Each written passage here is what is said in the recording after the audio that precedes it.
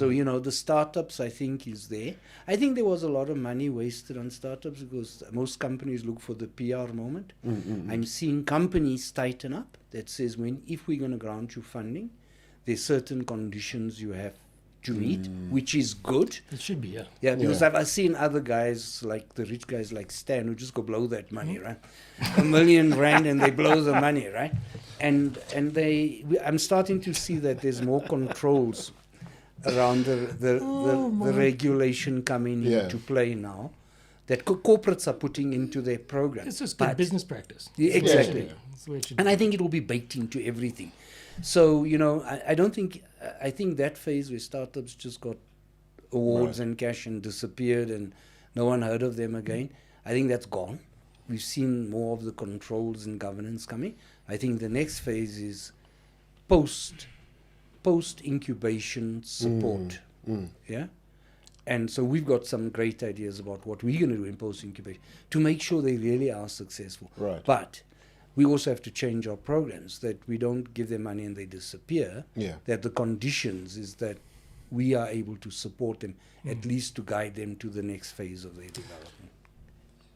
So that would be kind of a follow-up question from my side. I mean, your role as CEO at the precincts, at what point, what would be your measure of success? So say in a few years' time, you look back and you say, you breathe a sigh of relief and you say, we did it, like we achieved what we wanted to do. What does that look like for you? So there's three major objectives I've got, right? So the one is, as a precinct, we're quite small.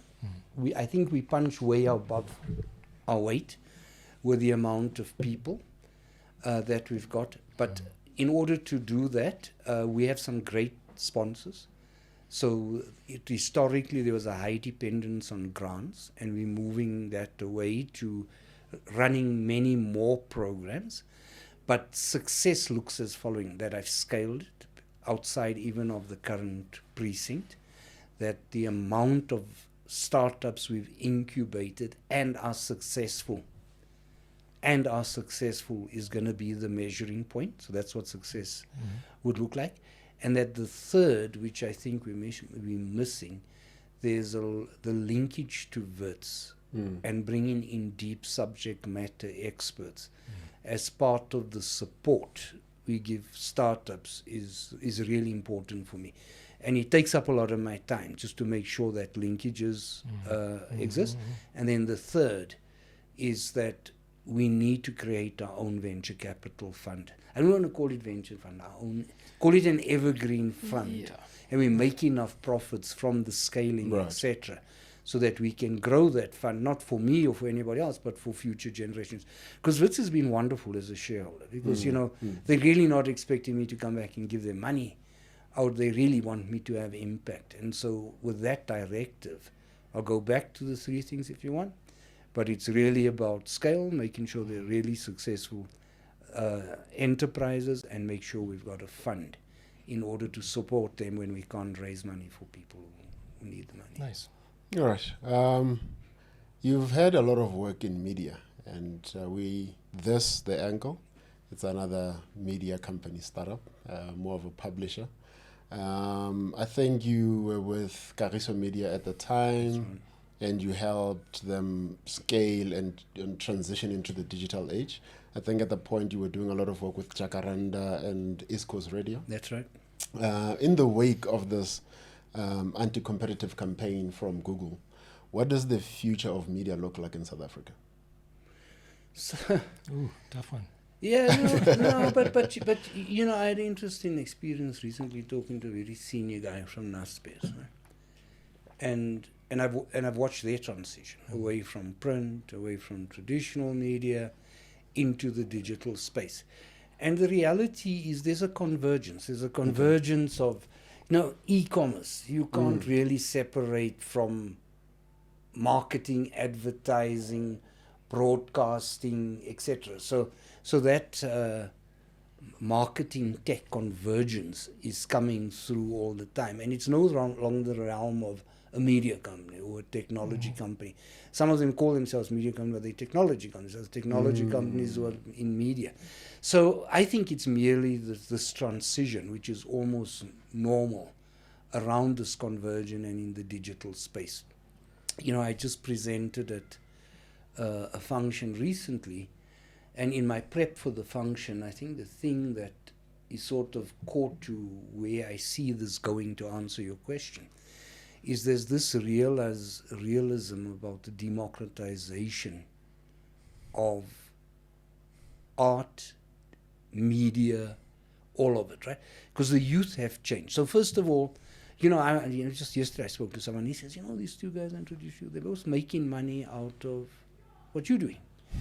And I was like, how? Because, and it's about the guys, it's democratized everything. And digital has made this stuff, and all these channels have made things available to them that they're not even depending on employment. Right.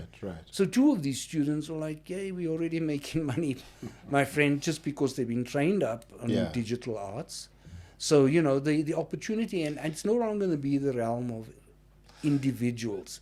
I think even media will get, let's face it, so the older guys still sit and watch news, journalism, things on television. He's young compared to me. But the youth don't, right? Right. They don't sit in front and watch you. They go onto YouTube and other TikTok channels. That's the thing. I mean, the generalist platforms, the media platforms, like, your bigger News 24s and so on, the model that supported that generalist approach to what you're doing is obviously, disappearing.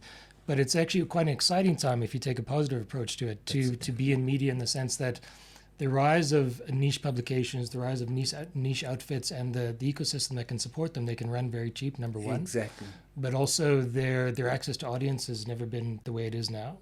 Your opportunities for creating a very direct relationship with your audience, very direct relationship to your funders or partners, I don't think it's ever been better. So there's still some shifts happening. There's still some changes going on there. But yeah, the generalist platforms, everyone's scrambling. Everyone's trying to figure their ways out. Some saw it coming. So there's bigger publishers like the New York Times that pivoted, and they understood the ecosystem. So now they're just rolling money. They can do what they want to do, like Financial Times as well. I think how much did they make last year? 11 billion rand or something silly like that. And their target's even higher next year. So there's some winners there. But yeah, some things like The Angle, there's opportunities still for space for these niche publications. I also think, Scott, that the traditional media guys still want to retain the same brands and the same models, right? So publishing websites where they still do traditional journalism. Will he survive? I think there's too many people now, and if guys like Scott actually starts using something like this to get the journalistic integrity into freelancers on the youth and teach them how to make channels available and how to commercialize. Right. That's very important. Sustainability. Exactly. And I'm telling you, all of a sudden, I think we're going to get journalism at a different level. Not traditional journalism, but we're going to get, so there's a hybrid that's brewing. I we remember. can't just rely on traditional methods. We have to build in technologies for sustainability. And not just from a corporate or traditional publisher. I think news should be coming from everywhere. I remember my son, who's now a lecturer at UJ, used to get so irritated around what he saw on television and the news. And he showed me one day, he said, Dad, let me just show you what I do. And he went onto his laptop and he had these feeder systems, but it wasn't from media companies.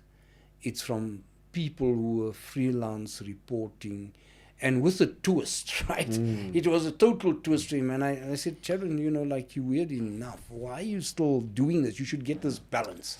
Because really, let's face it, some of the journalists, their opinions and their interpretation is very valuable. We can never do without it, right? Right. Whereas just getting raw inputs of things you're going to lose that value.